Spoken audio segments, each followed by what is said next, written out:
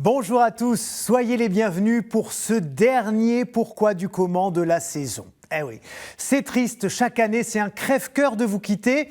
Mais bon, plutôt que de nous lamenter, je vous propose de terminer par un festival. Du coup, je vous amène à Avignon pour essayer de comprendre pourquoi un palais des papes y trône fièrement depuis le XIVe siècle. Ben oui, normalement la résidence des souverains pontifes, c'est à Rome. Alors, comment expliquer la présence en France de ce palais où ont vécu en tout 7 papes à la fin du Moyen-Âge? Eh bien, allons-y, je vais vous raconter tout ça. Sachez déjà que, contre toute attente, il n'y a rien d'inhabituel à ce que les papes résident ailleurs qu'à Rome, à cette époque en tout cas. Les historiens parlent même de nomadisme pontifical.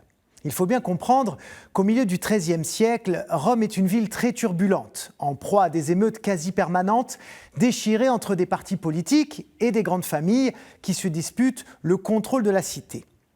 Les différents papes peinent donc à asseoir leur autorité et ils craignent aussi pour leur sécurité, ce qui les pousse à s'installer ailleurs, à Viterbe, Pérouse ou Orvieto par exemple.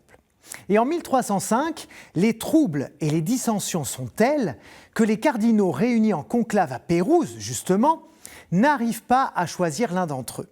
C'est alors que le roi de France, Philippe le Bel, fait pression sur le collège cardinalice pour faire élire l'archevêque de Bordeaux, monseigneur Bertrand de Gaux, qui jouit d'une excellente réputation. Et il devient alors Clément V, et c'est lui qui va inscrire Avignon dans la grande histoire de l'Église. Un de ses premiers chantiers, c'est le démantèlement des Templiers, exigé par Philippe le Bel. Pour régler le problème, Clément V convoque un concile en 1309 à Vienne, une ville en pleine expansion aux portes du royaume de France, du Saint-Empire germanique et du comtat vénécin. C'est une terre riche en blé, propriété du Saint-Siège. Mais quelques semaines avant le rassemblement, Clément V décide de ne pas séjourner à Vienne, de peur d'être trop soumis aux pressions des prélats. Il choisit de résider, temporairement, pense-t-il, dans un couvent de dominicains à Avignon, une ville toute proche de Vienne et de son comtat. À sa mort en 1314, c'est l'évêque d'Avignon qui est élu pour lui succéder, le pape Jean XXII. C'est donc tout naturellement qu'il choisit officiellement d'installer le siège épiscopal dans sa ville en quelque sorte, qui a pour avantage d'être situé au cœur de la chrétienté européenne, au carrefour des grandes routes du monde occidental, grâce à son fleuve et à son pont, le fameux pont d'Avignon, sous lequel bien sûr on danse tous en rond. Et c'est le pape suivant, l'ascétique Benoît XII, qui initie la construction du palais. Puis chacun de ses 5 successeurs vont mettre leur pierre à l'édifice, c'est le cas de le dire, pour rendre le palais magnifique. Tour monumentale, appartements fastueux, fortifications, chapelles majestueuses. En seulement 17 ans, le palais des papes devient à la fois lieu de résidence, de culte, mais aussi cité administrative et véritable forteresse. Alors attention, ces 7 premiers papes d'Avignon sont de vrais papes. Ils résident simplement au cœur de ce nouveau Saint-Siège qui n'est plus à Rome.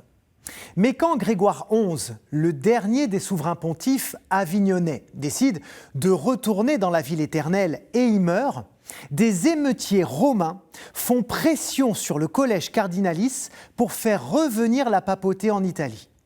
Un conclave s'ouvre et élit un pape local, Urbain VI. Mais de nombreux cardinaux français considèrent cette élection comme nulle, notamment à cause de ces pressions subies. Ils désignent donc de leur côté un nouveau souverain pontife, Clément VII, qui lui s'installe dans le palais des papes. Voilà, vous avez compris, c'est là que commence cette situation catastrophique que les historiens ont appelée le grand schisme d'Occident. 2 papes rivaux, dont un antipape à Avignon pendant 38 ans, de 1379 à 1417.